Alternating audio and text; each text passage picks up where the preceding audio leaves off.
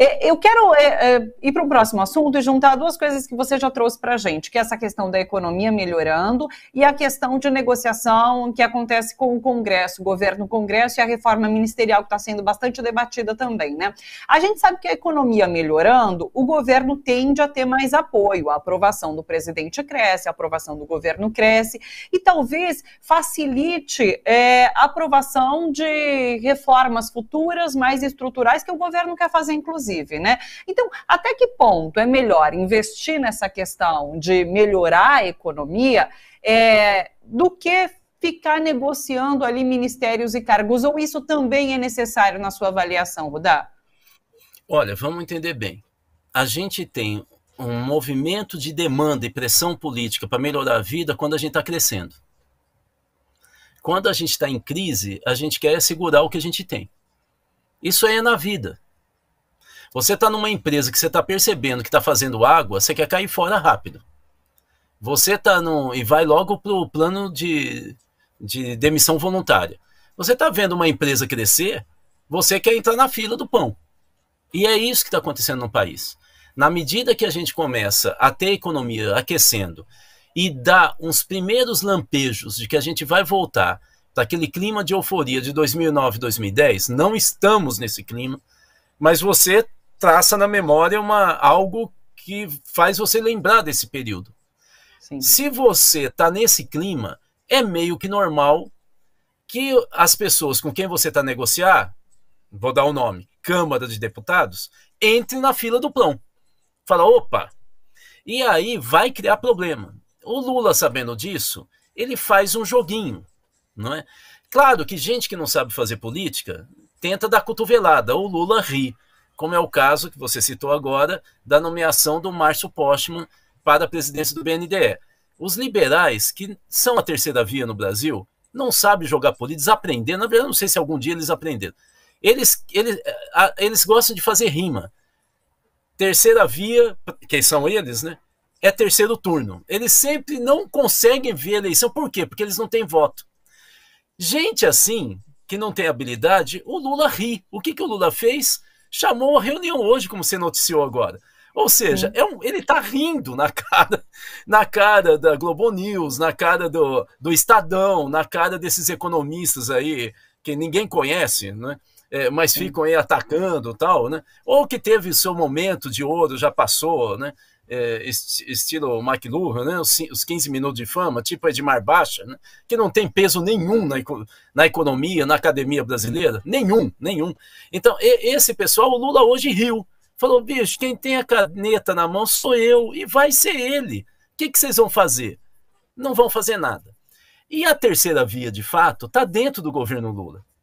Né?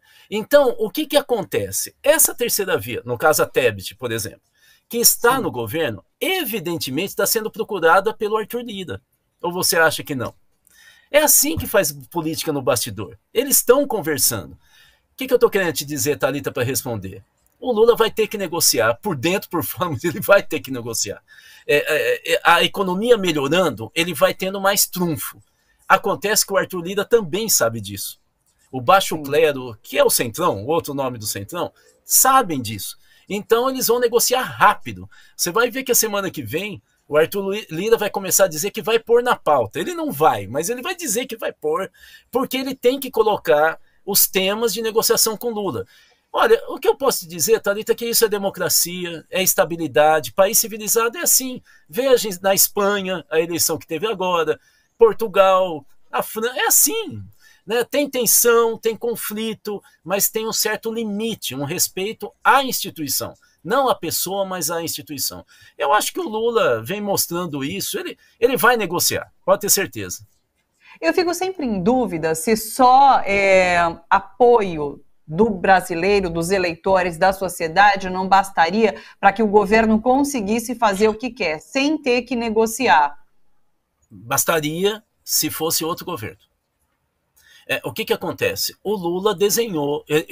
olha, em primeiro lugar, eu acho muito ruim o estilo que eu vejo nas redes sociais, porque eu gosto de falar nas redes sociais, eu acho que é meu papel como cientista social, cientista político, né?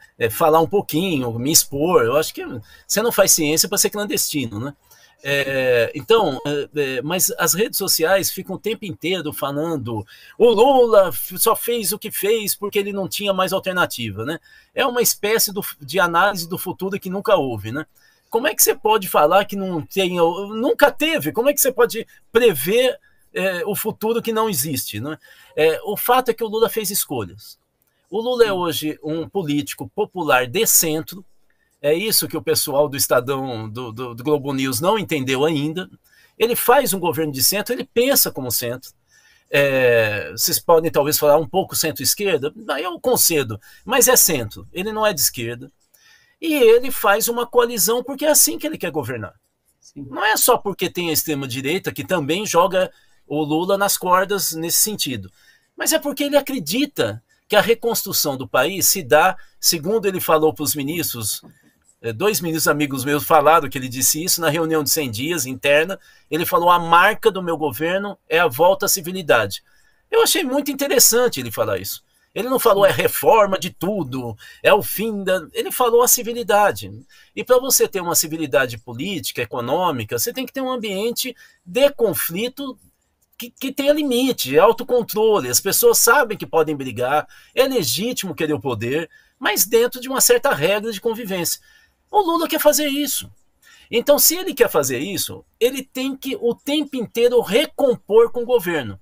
De novo, sim, a história do Márcio Postman foi isso. E eu achei que a Simone Tebet entrou na linha do Lula. Ela, mais à direita, falou: olha, a escolha do Lula, ou seja, ela disse entre parênteses, não foi minha, e aí ela emendou. E é absolutamente justo. Agora ela lançou uma nova frase. Ela pegou e falou assim: eu não tenho problema nenhum de como na dupla sertaneja eu ser a segunda voz. Ou seja, ela está encaixando um discurso que é o estilo do Lula, entende? É outro tipo de embate. O embate não é público. Ela deixa mais ou menos claro que tem diferença, ela não é a primeira voz, mas a disputa não vai ser pelo Márcio Postman, vai ser para coisas maiores e talvez mais à frente, né? Então o Lula vai estar nesse equilíbrio, nesse jogo de equilíbrio dinâmico, né? O tempo inteiro, porque é a escolha dele. Não é que só tinha essa alternativa. Você tem toda a razão. Se ele fosse para o modelo do PT, das 2 primeiras décadas de vida do PT, 1980 1990, ele faria o que você está falando. Ele pressionaria um pouquinho mais através da sociedade civil para tentar acantonar os líderes do Congresso. Mas o problema é que ele não fez essa escolha. Tanto que ficam o tempo inteiro criticando a comunicação social do governo, como se o Lula não tivesse percebido. Eu tenho certeza que é uma decisão pessoal do Lula não ter uma comunicação de massa para não esquentar o clima. E esquentando o clima pode emergir de novo o extremismo no Brasil. Então ele está fazendo um jogo que ele denominou de civilidade política. Eu acho que é uma escolha, Thalita. Teria alternativa? Claro que teria. Mas é a escolha do Lula. E nós elegemos essa pessoa. Então a gente pode fazer crítica, mas respeitar dentro dos padrões democráticos, né?